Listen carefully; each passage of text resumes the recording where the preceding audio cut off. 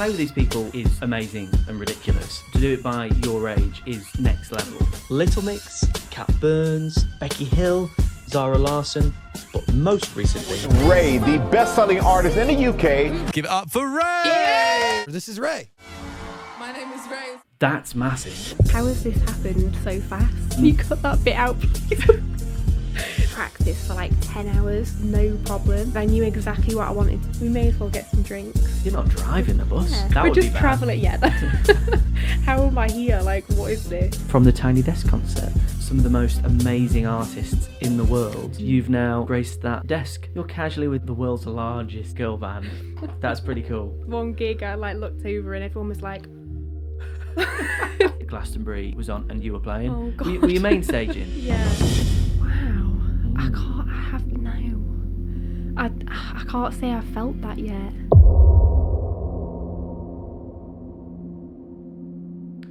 Hello and welcome to Where Creatives Connect. My name's Jamie Sharp and this is the podcast that brings you the behind the scenes of creative folk from all over the world. Musicians, poets, dancers, you name it, I'll have them on. And it's my job to dive into who they are and what makes them tick as a creative person. I'm very happy today because I've got a lovely friend in front of me. I know you first and foremost as a pretty average pool player, a sunshine dodger, and an overuser of green tea leaves, but also an amazing musician and somebody who's cracked onto the session scene with a big explosion over the last few years. Liv Thompson, welcome to the podcast. Thank you. That was spot on, that. With the first few. Was it pool or snooker? I don't know. I don't know the I difference. can't remember. I have no idea. We're both in the same boat there. Give me 3 words to describe how you are this week. This week. Busy. Mm. I've been round and about this week, so I'm feeling a bit disorganised. Tell us where you've been. I've been to Norway and Finland. I can't be any more specific than that. I can't remember. We were doing festivals. Some really great festivals though. So a little bit disorganised. Excited to go back out though. And also weirdly panicked about how fast this year's going. Yeah. That's just hit me today. It's like, oh my God, it's like mid-August already. I think there's like an inbuilt thing for people in the UK when we get to this time, because we're used to school starting in September, which is like new school year, new me, or whatever, and it never really goes away. So I think it's a time of year for us. You've been everywhere, so you've been you don't know where you've been, but before that, in the last few weeks, you've been to New York, Cornwall for Boardmasters. Before that, so I'd seen you in between that. Was it Spain? I can't remember. Yes, yeah. What was that called? Mad Cool? Yeah, Mad Cool Festival. We've been around and about. Sorry, I thought the place was called Mad Cool, and I was like, I've never heard of this place. I'm pretty sure it was Madrid, I think. I've heard of that as a place. I've been there, it's great. It's lovely. That's good, It was very nice. I'm going to do the horrible Uber pitch to you to begin with. If you were meeting an Uber driver for the first time, you normally only meet them once, to be fair, and they were to ask you what you do for a living, what do you normally tell people? It used to depend on like how I was feeling that day. I would say if I was in like an okay mood, I'd be like, oh yeah, I'm a musician or like bass player. But sometimes I haven't lied for a long time. I know some people like lie about what they do. I had something recently where I was getting like a smoothie at the airport, and the guy, it was in like Oslo, and the guy was like, oh, where are you from? And obviously I'm from Cheshire, but I didn't want to say Cheshire. I thought you might not know where that is. So I was like, oh, I'm from the UK. And he was like, where? I was like, oh, I'm from London. I was like, you might not know where Cheshire is, and I can't, like, I don't want to explain. So I was like, oh, I'm from London. He's like, oh, whereabouts in London? I was like, I can't remember anywhere in London now. I was like, north. And he was like, oh, how is that? I was like, yeah. I was like, why have I lied? So now I just don't lie. Good. I'm just honest. It's a general good rule in life, I think, not to lie. Yeah, it's good to not get into any kind of habit of just being like, I'm going to say that I'm like I don't know what people say, like office worker, do they say, or like footballer, or as opposed to musician. I guess with your travel, you could kind of make up anything, really. That's true. I do know some people that make up like really interesting, like stupid things. Someone said that they were like a professional mailbox painter. Nice. Like they produce the red that they paint mailboxes. So they lie about funny stuff. But yeah. Maybe you should make a game or a challenge when you're on tour next to start doing that. Maybe you should. I don't know. Yeah, that might be fun. Now, That might be fun. you have given me a lovely day today because I was doing some digging into what you've actually been doing. You're very, very humble when you speak about what you do. So I did the whole deep dive on Instagram, going through posts and all sorts of stuff to see who you've been playing with. To name a few of the people, you've played with Little Mix, Cat Burns, Zach Abel, Becky Hill, Zara Larsson, and at the moment, RAYE. Mm-hmm. That's massive. That's a lot of them. I was looking through my lanyards. I like save all my like passes and lanyards and stuff. And I was looking through the box yesterday and I was like, there's so many of these here. It's like, how has the time gone? I literally don't remember half of these. I had to go back and look at photos. How has this happened so fast? How old are you now? 25 as of like 4 days ago. Was it your birthday? Oh, yes, it was. Yes, it was. Not 4 days ago. No. Ages ago. Well, It was not like ages a week ago. and a bit ago. A week, yeah. I did remember. I was like, oh no. Can you cut that bit out, please? I said 4 days and it was a week and a half. That is not good timing. Yeah, a week and a half ago. Okay, Yeah. about a week and a half ago was your birthday. To play with these people anyway is amazing and ridiculous, but to do it by your age is next level. Thank you. We'll come back to your childhood and growing up and music college and all those sorts of things later on. But a nice place to start would be your break into the session world. Hello, I am just editing this podcast from my lovely hotel room in New Zealand.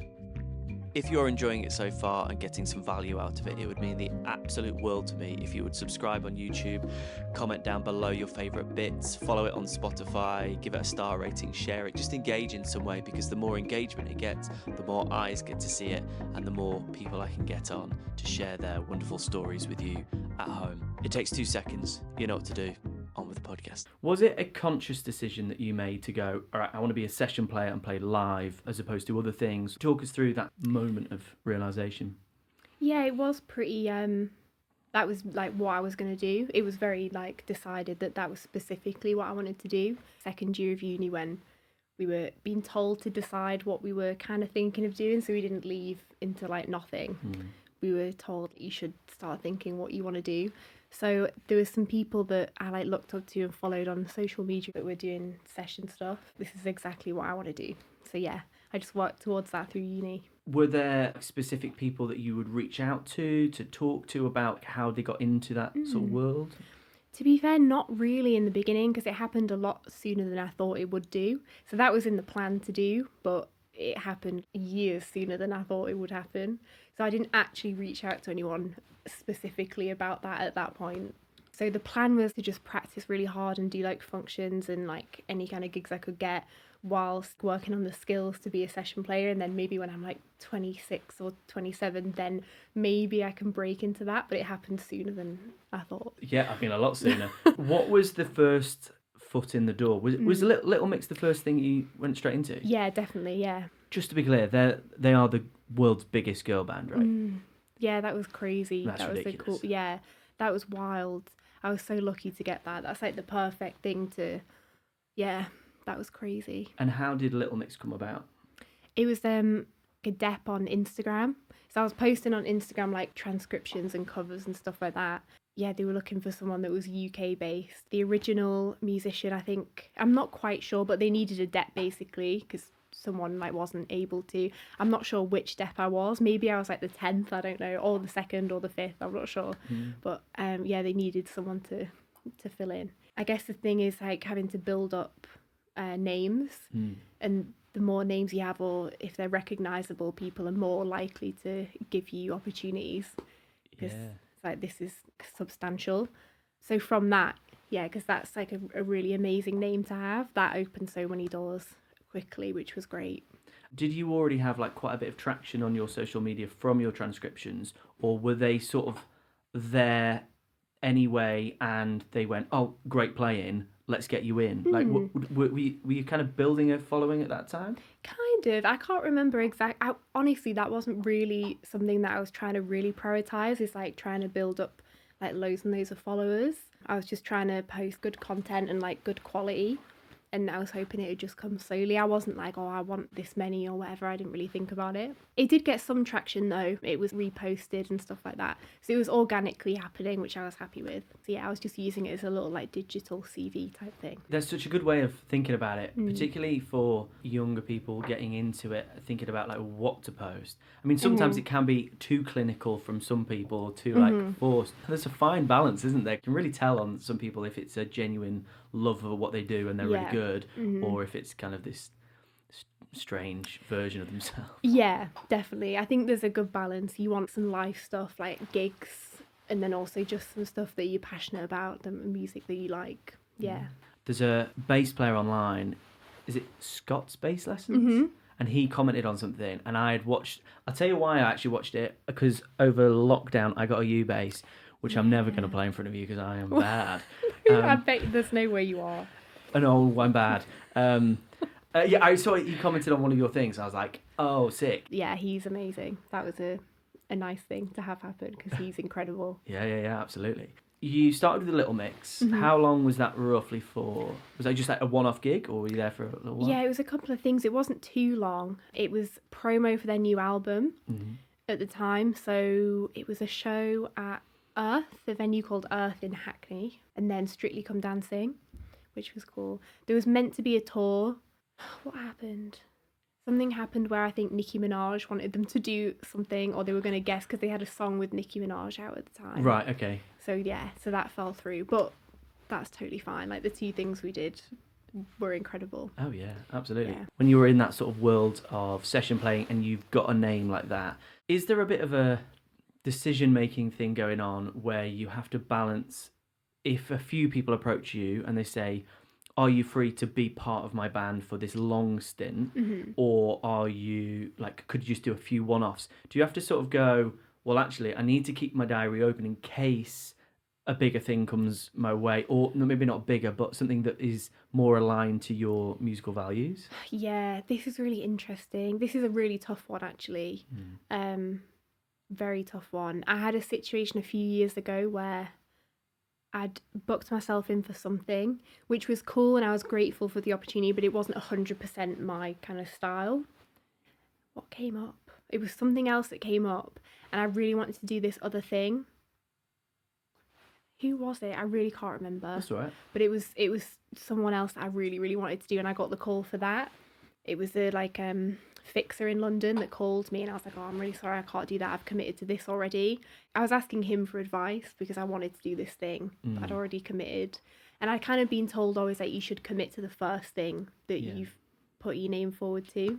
And he told me to go with the one that you actually want to do and just find a depth for the other one, because you'll regret not doing what you actually want to do if that goes on to be like years of work. So I kind of took that, and my gut was telling me to do the thing that I actually wanted to do. So I went with that. Obviously, it was good timing. I didn't leave it till the last minute. This was as soon as I realised that I'd rather do this other thing, and then found a depth, but then the original thing got pulled and cancelled. So if I had stayed on that, it's a really difficult one. It's really difficult. There's no like right answer, I don't think, but I guess you have to take into account, because it's a job at the end of the day, especially if you're living like in Manchester or London, it's expensive. So I think if the pay is like more fair, I guess you could take that into account. There's loads of things, but I think as long as you give enough time for them not to be sort of left in a difficult spot. But that's a hard one. It's really hard. And you brought up something really interesting there about being more aligned to you. I had a guest on. She's an actress and screenplay writer called Caitlin. And she talked to me, it was earlier this year actually, about deciding what to do with your life and how you spend your time. And essentially there was an actress that won an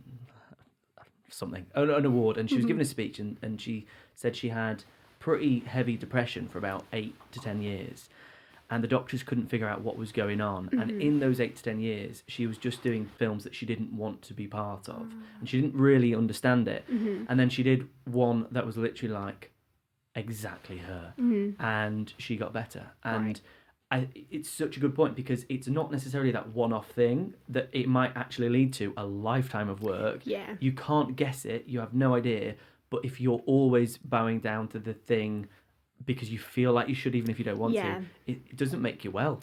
100%, definitely. And if you start off with kind of resenting it, it's just going to get worse.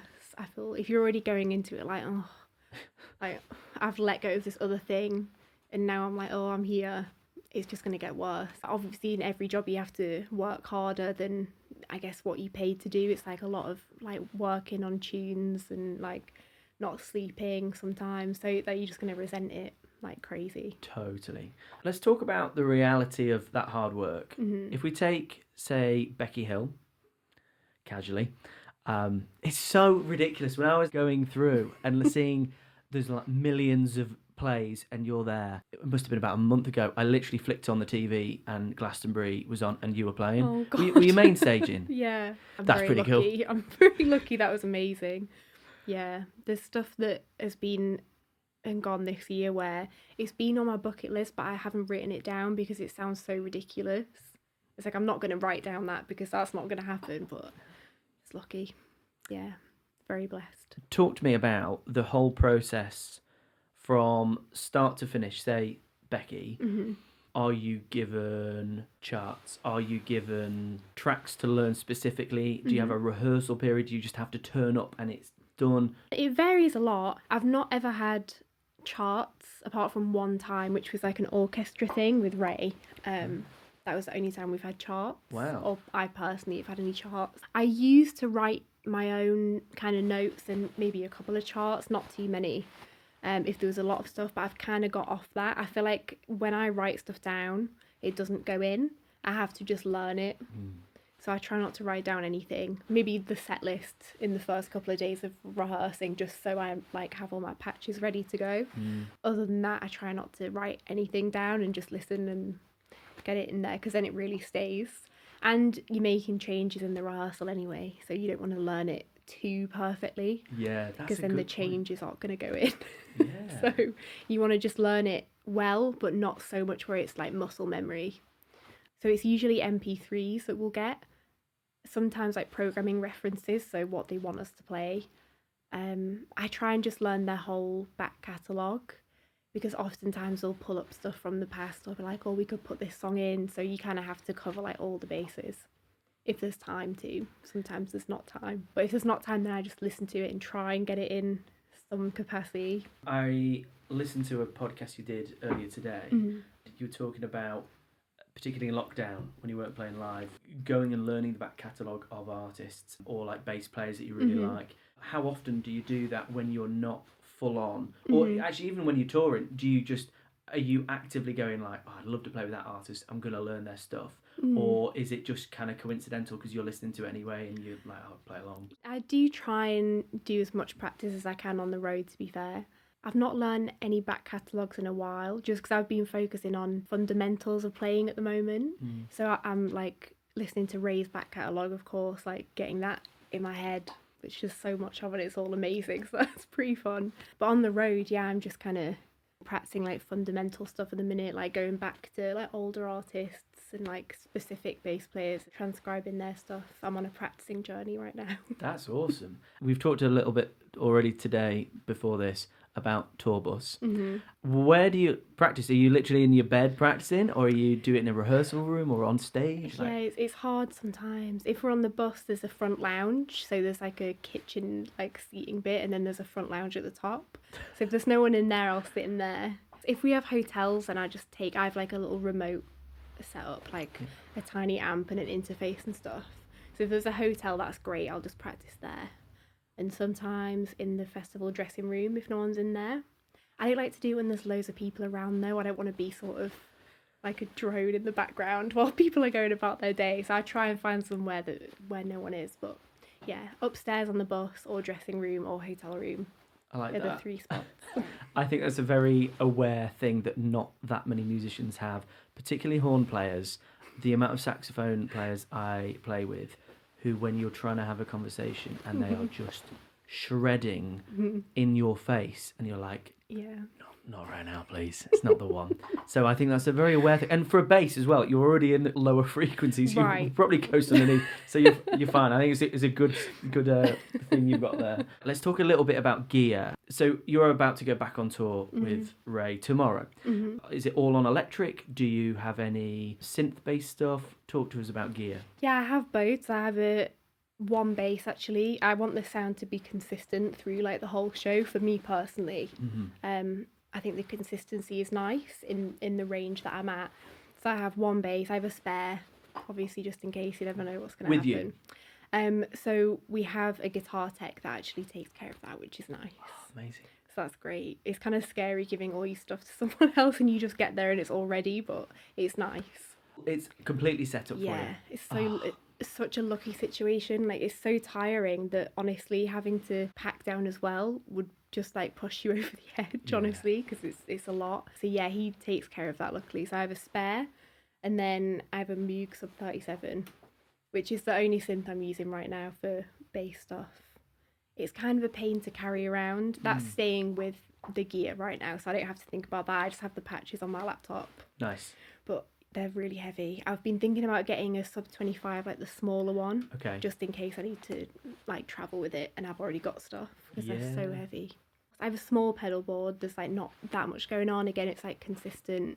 I've just ordered a Noble DI. They're really expensive DIs, but they're like tube DIs, so it's going to sound amazing. Oh, that'll sound great. I'm really excited. It's going to sound like at least 20% better, I'm hoping, that overall. Take all the percents. That's great. Even if it's 1%, it can be worth it. Well, it depends on the price, I suppose. But I mean, it's a subtle thing, you know, but that's very exciting. So I'll have that soon. That's kind of it. It's quite a compact thing for this, which is good. For the patches for synth-based stuff, I've always wondered, so like RAYE's manager rings you up, Liv, I need you on synth bass tomorrow. Do they give you patches that they've already used, or do you have to kind of do the mining and the digging to try and match what it is, or like, how does that work? Yeah, you kind of have to start from scratch with it. So we get stems oftentimes of the album. So I'll have like the bass stem from the album, and maybe like the verse will be just like bass guitar, just a clean signal, and then maybe there'll be like an 808 or something. Usually I make a few options on the Moog, so like 4 different variations of it, because it depends how it's going to sit with everyone else. You never know really how it's going to sound. It often sounds very different in the rehearsal than it does at home. It's really hard to know. So I'll have like 4 different variations that I'm able to like tweak as we go. And then once one's settled, I'll move the spares over somewhere and then just kind of refine the patches and have like a full set. But it's a lot of tweaking in the rehearsals. Yeah. Do you tweak much when you're on the road? Like, do you ever play a venue and you go, like that wasn't cutting through, or the MD or somebody out front says... Yeah, that's happened a few times. There was one time actually with Becky where we'd been like, I think in a week of rehearsals, and I had like maybe 3 patches for every song. It was like a lot. And when we got to the first venue, I'm not sure why, but there was an issue with basically the walls were shaking. Like everything was rattling and shaking in the room, like to a ridiculous point. So the sound engineer was like, we need to just use 1 patch for the whole... I'm not sure why. I don't know what was going on, but they were like, we need to use just 1 patch for the whole show. So I had to just work on a new one that kind of fit over everything. Sometimes you get situations like this where it's frustrating. It's like, oh, I've put all this time and like they sounded nice in the rehearsal, like I was happy with how they were fitting, and sometimes things get thrown at you like that where you have to kind of just go with it and be like, okay. So yeah, that was the biggest change. So sometimes, but not often. I've not had that since, luckily. Good. Yeah.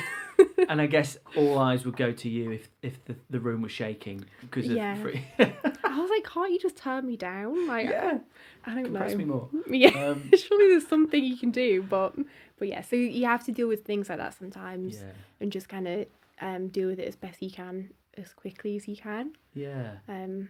But usually it's all sorted in rehearsals, and maybe we'll add a new tune, which is never ideal because you like to kind of hear it through like a studio set of speakers in the rehearsal and hear how everything's sitting, but sometimes there's no time for that. You just have to kind of throw something together. I get you. Talk to me about sound on stage. So you're on in-ears the whole time. Does that change drastically depending on if you're in a stadium or if you're in an inside venue? Like, what's it like? I'm just laughing because there's just some times where sometimes, especially with festivals, that you just like, what is this? Like, what is happening? As in sound-wise? Yeah. I just remember this one gig, I like looked over and everyone was like, it's just kind of funny, you have to deal with it. And usually it's fine, like you can get through it. But sometimes, mostly on festivals where you're just like thrown up there and it's just random. Yeah. It's like, what is this?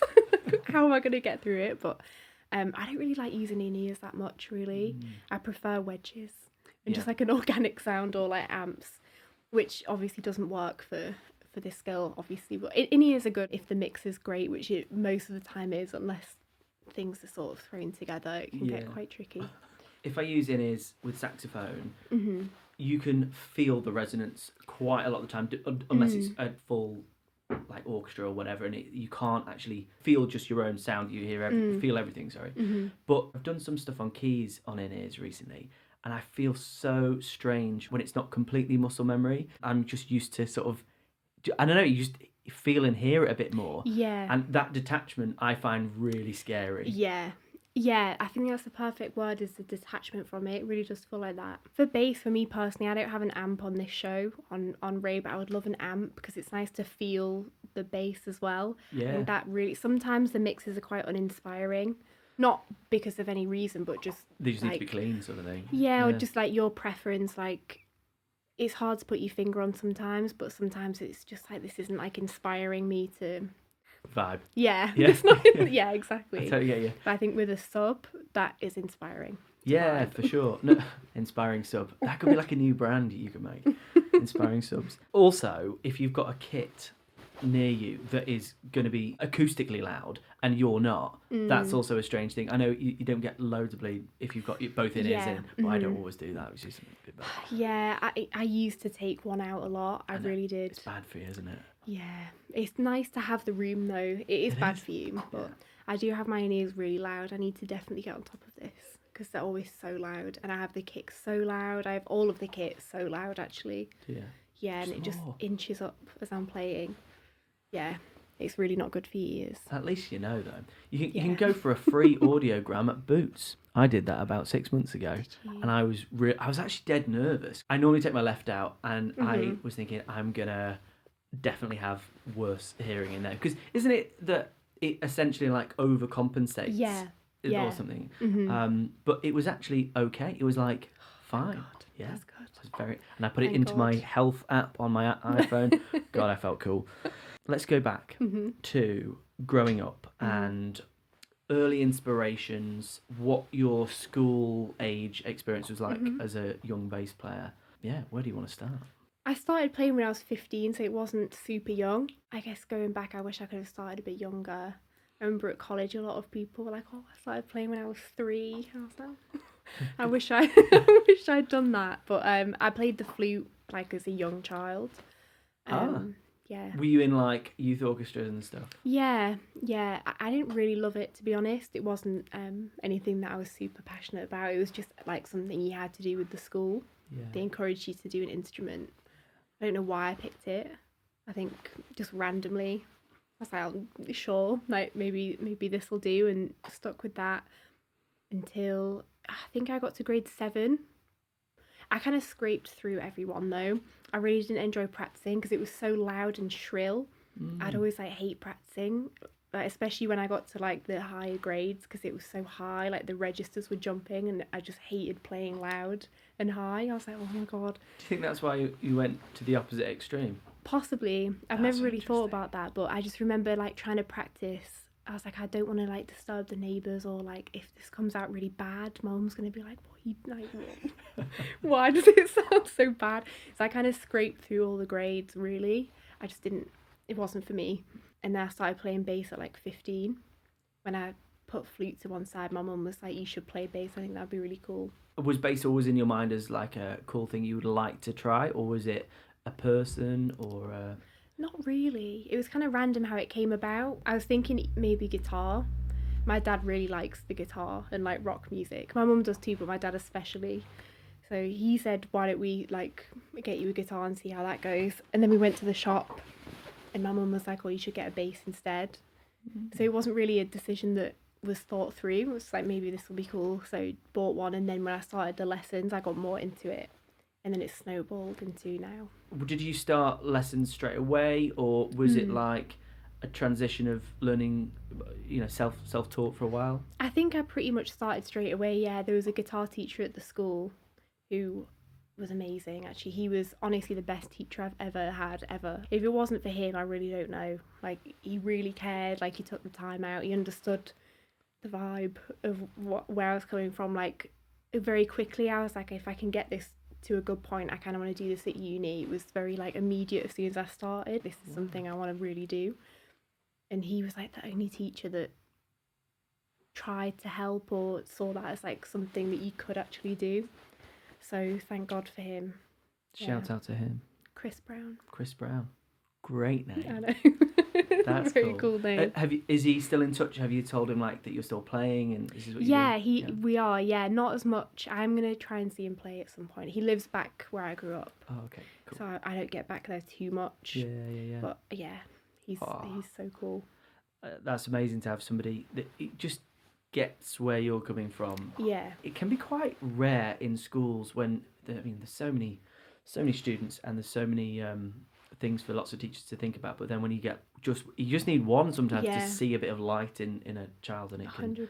literally change your life for the better. Yeah. So you started at 15, so we're talking 2 years later you'd have been auditioning for music college. Yeah. And how did that go? It was actually fine. I'd not auditioned before, so I'm kind of glad because I really didn't know what to expect, to be honest. That I went with my mum to like RNCM, and then we went to LIPA and Leeds College as well. I didn't know what to expect, so I kind of just didn't think about it and just went in and just did it. Tried to be honest and like calm, which I'm glad about. I'm glad I hadn't done any auditions before. I think RNCM was the first one actually, so I just didn't know what to expect. I was like, let's just go in and just... I think that's a really good approach. It's quite rare because there's so many things that are pretty intense for young people. Like, I was at junior RNCM.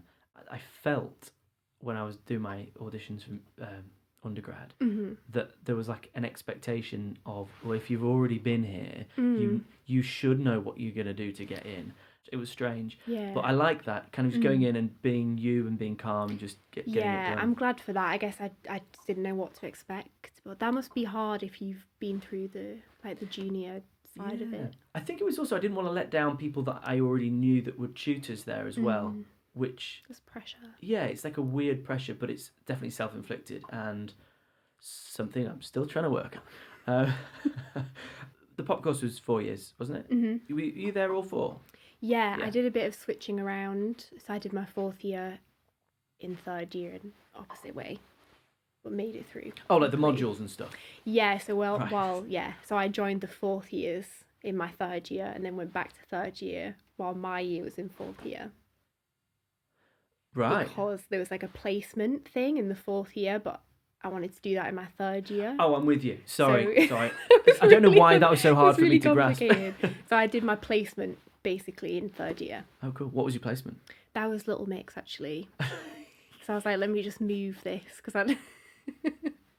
I feel like this might be a good idea to do as my placement. If I don't get anything else, I just was like, I should take this opportunity. So did you take the whole year out pretty much and did that? Yeah, I think so. I'm pretty sure. I'm pretty sure I just switched them round, I think. To put into context for you listening at home, most people for their placement will do sort of like a recording stint at a local studio or do some teacher placements or whatever. You're casually with the world's largest girl band. That's pretty cool. Mic drop. That's cool. How we're not going to dwell too much on music college, but how did you find it overall? What was it like? It's difficult for me to come up with like a summary that's not super like long-winded. You can be long-winded if it's a long-form podcast. I'll keep it. It will be long-winded, but I'll try and condense it. I feel like for me, maybe uni wasn't a good idea, or maybe it wasn't the right uni for me. but it was a bit of a struggle. But in the same sense, maybe that was a good thing. Maybe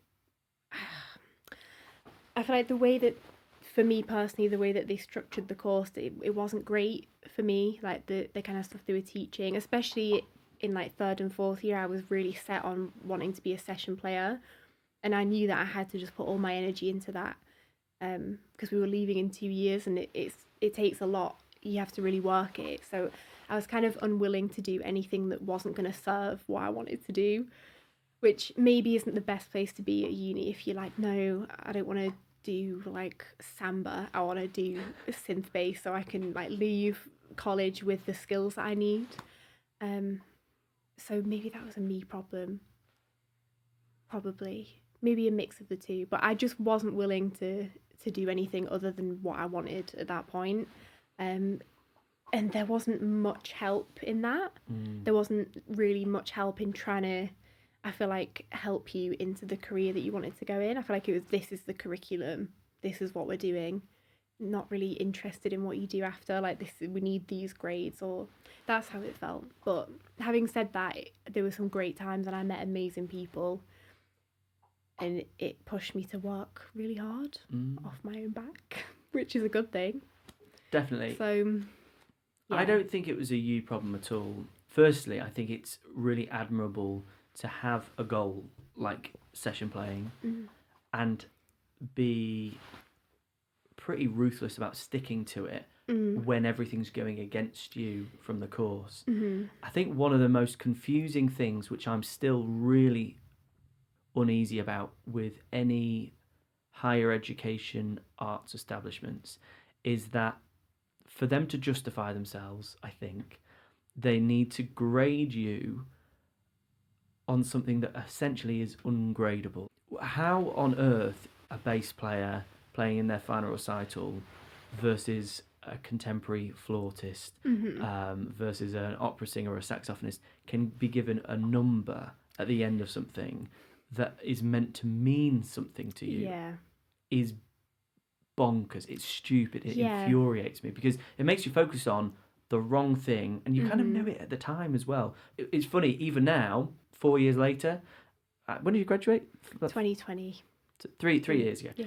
You're still going, oh, maybe I was wrong. Maybe, like, whatever. Look at who you're playing with. Look at what you're doing. Even the tutors there wouldn't say you've done anything wrong, but it's just a funny thing where we think we're all working towards the same thing, but actually the grain is going against you. And I think as creative people, that can be such a pull on the heartstrings, like what you're doing. It's absolutely. Really hard.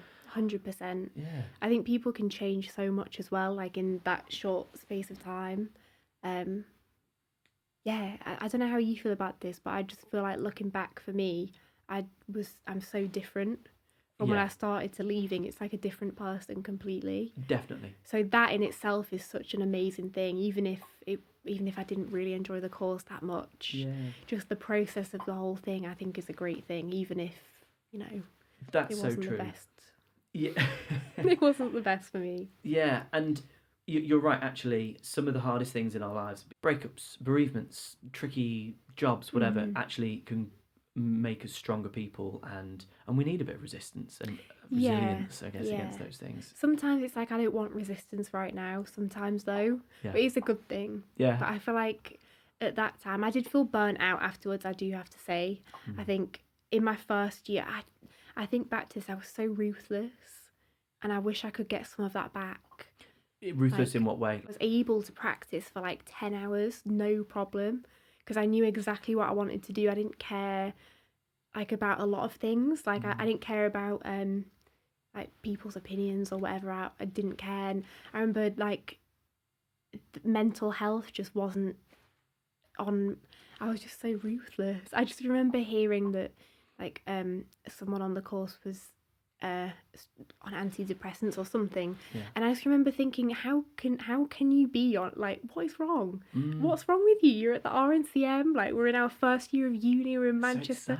So I was like, what's wrong with you? Like, there's so many opportunities. I was just so ruthless in that sense. I think that came from my parents, which I'm very grateful for. They are very old school and like ruthless, which I really respect, and I'm glad that they're like that, because sometimes that has rubbed off on me, which is good. But towards the end, yeah, I think I was burnt out just from the whole thing of like practicing that much. And then I started to understand. I was like, I understand now how mental health isn't anything to do with like where you are or your situation. It's completely like internal, I think. Yeah. Like, yeah. So it made me see that, but I did feel burnt out after the whole thing. So I think resistance is good, but maybe not all the time. You need a little Yeah, definitely. you need a break sometimes. Yeah. Yo, just a quick one from me. I'm currently travelling across New Zealand, and one thing that I bring with me every single day to keep myself safe is my NordVPN. And you too can stay safe by following my link in the description below. If you're not too sure what a VPN is, a VPN essentially allows you to be James Bond online. Stay undercover and stay safe. There are literally millions of ways for people to steal your details online and use them for their own benefit, and we don't want that. If you use my link, not only does it massively help out the podcast, but it gives you up to 68% off a 2-year subscription with 3 months extra free. Stay safe online, use NordVPN, on with the podcast. You mentioned 10 hours of practice. When I came over the other day, you came out and you were like, oh, I've just been playing bass for like 7 hours. And that was like a throwaway comment. That was like last week, 2 weeks ago, whatever. Is that an active thing? Like, because 7 hours to be on your own doing something, you know, a lot of people do their job for that long or they do whatever, but to do something that you're with an instrument on your own, that takes some serious like mental focus. Is that something you work on? Do you compartmentalize your practice, or do you just go for it? Do you just start and then you stop when you're hungry or something? Honestly, it's still something I'm trying to figure out. I feel like I've changed up my practice routine a lot. It doesn't necessarily work well with my personality. I'm trying to force that kind of like OCD-ness onto it, but that's just like not who I am. So it does take a lot, and it's a lot of like, oh, I'm bored now, or like this isn't going in or whatever. But I try and keep it like, this next year I'm just trying to be the best musician I can be. And I just know that means I have to just practice as much as possible. And it's difficult for me because I'm not someone that can sit down and focus for like 10 hours. I'm trying to force it, which isn't necessarily the best thing to do, but I know I have to do it. Yeah. You still seem to be doing like a good amount, so I hope it's focused. I don't know if it's focused practice, but I'm hoping some of it is, at least. I've got a thing to show you afterwards from Dr. Andrew Huberman about practice. It was a thing. It was actually really cool. It made a lot of sense. With your practicing, do you need a specific goal, or can you just practice because you just love playing? Definitely both. I tend to finish the day with I'll often go off on like a tangent and just start playing random stuff, which is still practicing. Obviously, it's not like a super focus, but if I have something coming up, I like to just spend all my time doing that, which probably isn't the most healthy. But if I have like a gig coming up, I'll spend the whole day before just looking at that and kind of throw everything else out the window, which is something I'm trying to work on, having like something that's set every single day, which is difficult when you're on the road to do something every single day. I've been trying and failing this past week. Failing's part of the process. Yeah, that's true. If I have a gig coming up, it'll be like all that the day before. And then when there's nothing coming up, it'll just be like maintenance or looking over like gigs that are in the future. Yeah. So we've talked about past you, kind of growing up you, music college you, a few of the artists you've played with. RAYE is amazing, but you're playing with RAYE a lot at the moment. Has it been the last year or year and a bit? Yeah. And last year maybe, and just coming up to. And you've got another 6 months pretty much on the road now? Up until March for now, for definite. But there's things being added all the time, which is great. That's very exciting. When I say it's a world tour, it's really a world tour. Can you remember some of the places you're heading to? So we've got more festivals now, so UK and Europe, and then we have a festival in Las Vegas, which will be amazing. Wow. And then we're doing a US tour, and then a bit in Canada too, and then Australia. Cool. Yeah. Amazing. Exciting. That's very cool. You very kindly gifted me this the other day. Well, hold it. Oh, maybe this camera. I don't know. One of the cameras, which is from the Tiny Desk concert, which you did about 4 or 5 months ago. Yeah. Something like that. What an amazing thing to do. If you don't know what Tiny Desk is, pause this and go and listen to some, because it is literally a hub of some of the most amazing artists in the world, and you've now graced that desk. Yeah. How was it? It was crazy. It was honestly, since I started on the sessioning journey, it was something that I used to watch all the time and still do watch all the time. It's just one of those things, it's like that would be amazing to experience that at some point in life, like even if it's just watching. So I didn't write it down anywhere, but it was the top of the bucket list, really. I didn't write it down because I was like, I don't want to write it down and just torture myself, like it's not going to happen, obviously. And then it was so stressful when it came in the calendar because I didn't have my visa sorted yet. Oh. So it was very like touch and go. Do you have to sort all of that yourself, sorry, or does like a manager sort that for you? It was a bit of both. Like I had to kind of fill in forms and return them and get like a second passport and stuff like that. Oh wow. Because we needed to use ours while it was being processed. So you need like a second one. Yeah. So it was really stressful, and I'm really embarrassed about how I acted in those 2 weeks because it was just so hard to deal with. Like, I was like, don't be silly. Like, if it happens, it happens. If not, it's not. It is what it is. There's nothing you can do about it. But I was like, all the time, just wanting it to happen. I was like, please, I can't be this close to this, and like for it to be taken. Like, I can't. Please don't let that happen, because it really was like such an amazing opportunity. It really was like the top of the list. Like so many inspiring people who I was like, oh, they're like so amazing. Like what a thing to do. But luckily it came off. Thank God. There's such a variety of artists that go through that. Yeah. You showed me some the other week. Ty Tribbett. Yeah, insane. But like, and then Stan showed us the Sesame Street one. Yeah. There's like such a variety of things. Yeah. What's it actually like to play in the space? Because it is literally an office, isn't it? Yeah. Acoustically, you're not on ears, are you? No, so you have to play super, super quiet. So just as quiet as you possibly can, because it's kind of amped, and the vocals are just like organic, so it's really, really quiet. Wow. It's a pretty amazing room. It is just like an office block, and it's like the corner of the office that's been turned into a stage. It's really cool. Were you on an acoustic bass for? No, it was an F bass, just my like usual one. But you have to play. It's really weird. You have to play just super quiet, which is an unusual way to play. It's usually like as loud as possible. Yeah. But it was really quiet, so it was interesting way to play like drums with brushes and stuff. Yeah. It was so cool though. It's just the people that have been stood there. It was very overwhelming. I don't really remember it.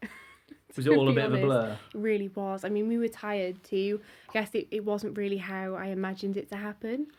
I thought if you're going to do Tiny Desk, it'll be like loads of rehearsals, and it'll be something that it definitely wasn't, because we were like in between the tour. There was a chance that it might not have happened. I think they were trying to fit it into the tour. So it was very much like off the flight, straight there, like a quick rehearsal the day before, and then like straight in. You kind of walk on and everyone's just stood there, and it's very like, hello. It just felt so silly. I was like, how am I here? Like, what is this? This was bizarre, but yeah, I'm glad I did it. I guess it's kind of the complete opposite of the stadiums that you're playing at, where you won't be able to see the people's faces. Definitely. There's literally tens of thousands of them, and then they're in the that same was room. the opposite. Yeah, it was very much that. Yeah. Wow. That's cool. 30 people, I think. Maybe less, actually. That sounds like a college recital, Yeah. actually. It was, yeah, it was similar to that. Oh, yeah. wow. As we start to get towards the end of this podcast, one thing I like to touch upon with people is, well, we sort of already have a little bit to do with mental health and to do with, I suppose, well-being. Because mental health, to me, when I say it, I always feel like I've got the overtones of negative mental health as opposed to positive mental health. Because we can, health is everything. Being on tour for months on end, in tour buses throughout the night, getting up at 4 a.m. to get your passport checked, all of that kind of stuff, it's gonna take some toll on you. And also there's lots of different sorts of sacrifices, I imagine, that you've got in your life.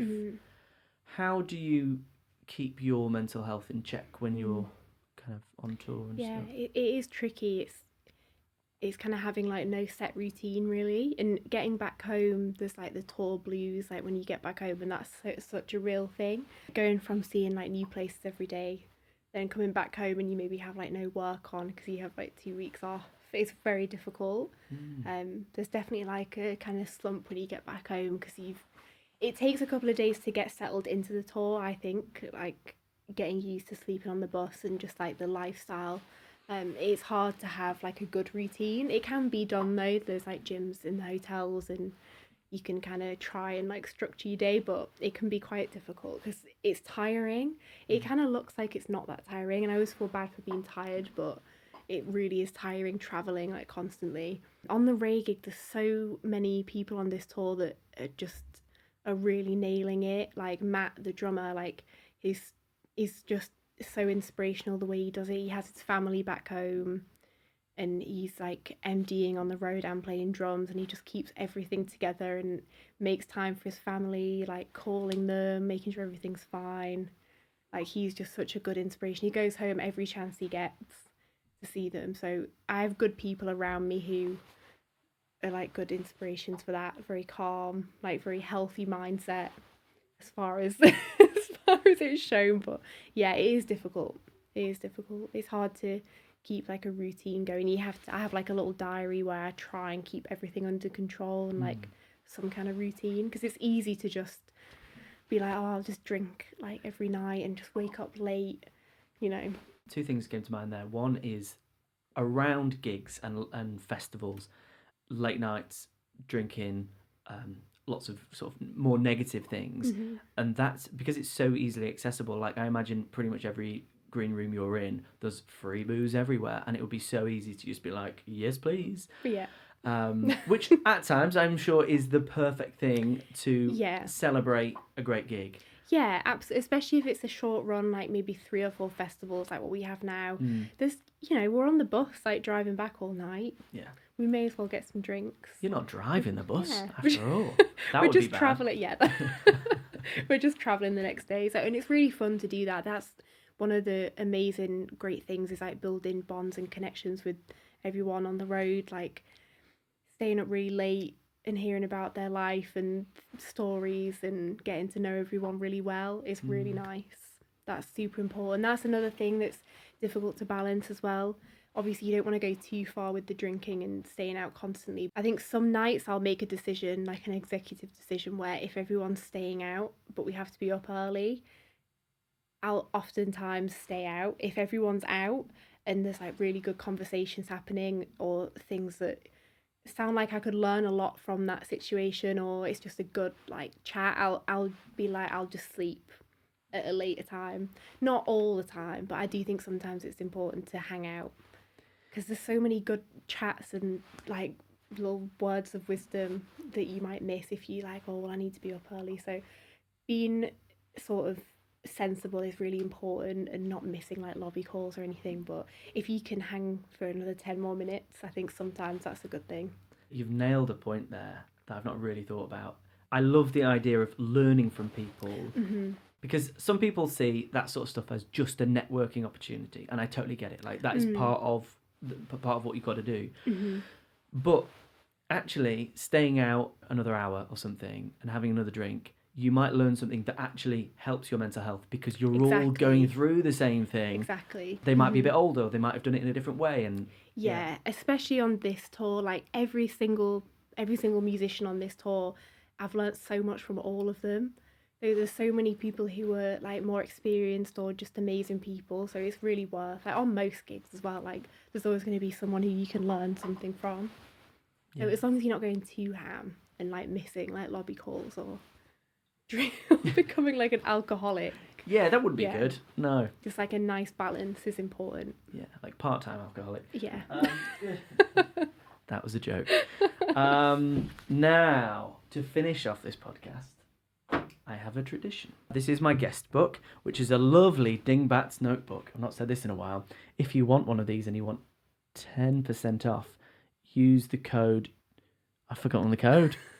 It's good, isn't it? I think it's Jamie10 at checkout, and you can get 10% off. That is very nice. They're really nice, aren't they? I've got a few more. I'll show you later. Oh, I like this little inside print. Yeah, and it's got a little pocket at the back for more Polaroids and stuff. So I take a Polaroid with each of my guests, spill glue on the Polaroid sometimes, and they write a little message and forward some questions to future guests. I'm going to choose a question or two for you. This is such a lovely idea. I'm going to ask Sarah Morgan's question, which is, if you could do it all again, is there anything you would do differently? I love that question. It's a very loaded question. It's difficult. I'm undecided. I think ultimately no, but then part of me's like, well, so you know everything that you still know now? Or you forget everything when you go back? Forget everything. Huh. So I'd just be starting life again. Yeah, maybe you could start it the day before you bought your bass. Ooh, oh, I think no, I wouldn't do anything. Wouldn't do it. I was thinking if I started my life again, but just know everything I know now, I would do things. Oh, we all would. That would be Yeah, I cheat guess. code 101. But then maybe you know too much. I think I would do nothing differently. No, I don't think you can. I think ultimately you can't. Like the things that go bad, you need those things. Like you learn so much from the bad things, as much as they suck. I think if you do everything perfectly, you don't learn. I think that's a sign of a very content and happy you, which is amazing. You know. I'm going to ask you one more because I can. What would you do? Would you go back? No, there's been times I thought I would. One of my biggest ones is around music college time. I got a place at Guildhall on the saxophone course, but they were going to do like a hybrid thing because they've got a theatre acting course there. Oh. And on the day, I didn't plan on going and like auditioning for that, but we spoke about the stuff I was doing, and they were going to look at like a hybrid thing where I could do drama modules as well. Wow. And there's a part of me that would love to have seen what would have come out of that. Yeah. But at the same time, I know I wouldn't. Well, actually, I don't know what I'd be doing. Who knows what we're going to be doing? That's the thing. You just don't know. No, that is something I've been meditating on a little bit recently on my spiky mat. I don't meditate like that at all. I lie on this floor without spiky mat. Ultimately, no matter what you think might happen, you have no idea. And your journey is a perfect example of that. From being stressed that you're doing the wrong thing at music college, and then it all works out to be this amazing thing that is exactly what you wanted to do. Yeah, So you cool. really don't know what's around the corner, which is so cool though and exciting, but you really have no idea. Like things change so fast. Absolutely. Especially in this industry, it's like very fast. Like you're doing nothing, and then the next day you have like your diary's full. It's just like For some people, that's true. I've got a question for you that we haven't talked about today. This is from Bryn Rudkin, who is a news and radio host in New Zealand. And he asks, when did you know you had made it in your career? wow, I can't say I felt that yet. Cool. There's been points where I'm just so happy and like I'm really grateful to be in the spots that I'm at. But how do you know? I don't know. Is there anything on your mental bucket list, as in like not like mental, as in your internal bucket list, that if you were to do, you would go, I have made it? And it can be no. It's a difficult one. I feel like for me, quite honestly, Tiny Desk was really like the biggest deal for me ever. I don't think there's anything that I would want to do more than that. So that really was like such a huge deal and really special. Like it's just something super special. But I think at the same time, things just change and like your ideas become new. It's like, in a sense, like I can't believe I've reached this. Like I'm so happy, but then it turns into something different. Yeah. So now it's like, well, I'm not going to be happy until I can play like my instrument super well to the point where I'm just like a beast. Like that's the new thing. So everything just changes, I feel like. So at the moment, I don't think I'll have reached that point until I don't know, there's not an end to that. So I guess Yeah. I guess that question I can't, there's no end. I really like that you said that. I think the only way that happens is when somebody else puts that label on you. I don't think you actually ever go, oh, I have made it. It's a very strange phrase, actually, when you think about what it actually is. Yeah, I don't think you ever make it. I feel like that's just life. Like, you never arrive. Yeah. You just don't. Just always going. Yeah. Yeah, things just, goalposts just change. Like, something that seems so far then becomes like the new normal. And then it's something else. Like, that's just life, right? Like, constantly chasing. Yeah. I agree. I totally agree. Just also for the listeners, Tiny Desk being right up there on your list, it is incredible and it's amazing. But you've also I don't think we mentioned it. You played on Good Morning America about 2 weeks ago, which is the most viewed thing other than like maybe Jimmy Kimmel. Oh, have you? No, I haven't. But yeah, that does maybe you'll cool. have made it then. You've done Glastonbury, Reading and Leeds. I don't think there's a festival I could probably say that you haven't done. I mean, I'm so lucky. I have done a lot. Like the past few years, the artists that I've been like lucky enough to work for have all had like really solid festival runs. So like I was saying earlier, like looking over my wristbands, I'm like, there's so many. Like, what was this? I don't even remember this. It's really crazy. There's been quite a few.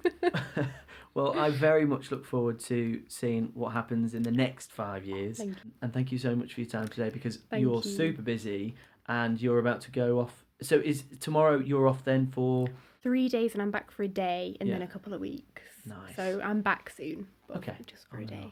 Very good. Well, thank you so much for your time. And thank you. Thanks for having me. Oh, you're very welcome. Very welcome. If you're still listening at home, thank you so much. Please go and check out. Where can they find you? I guess Instagram's the main place. I post some stuff on YouTube a little, which I'm hoping to do more of actually. I'm so bad with like content stuff. But Instagram mainly. And what's your handle? It's Liv Thompson Bass. Cool. I'll put a link in the description. If you're still listening at home, thank you so much. Please go and check out everything Liv's doing. It's very easy to find. She's literally everywhere. Remember to create with people, connect with people, but most importantly, be exactly you. Until the next time, peace. We did it! Oh, I love that exit. Do you like That's it? so cute. Outro, not exit. Well, That's so cute. My brain by the end. I'm going to get my Yay, Polaroid. Exciting. Thank you so much for having me. I'm so happy that you asked me. I'm so honoured. Oh no, This is going to be crazy.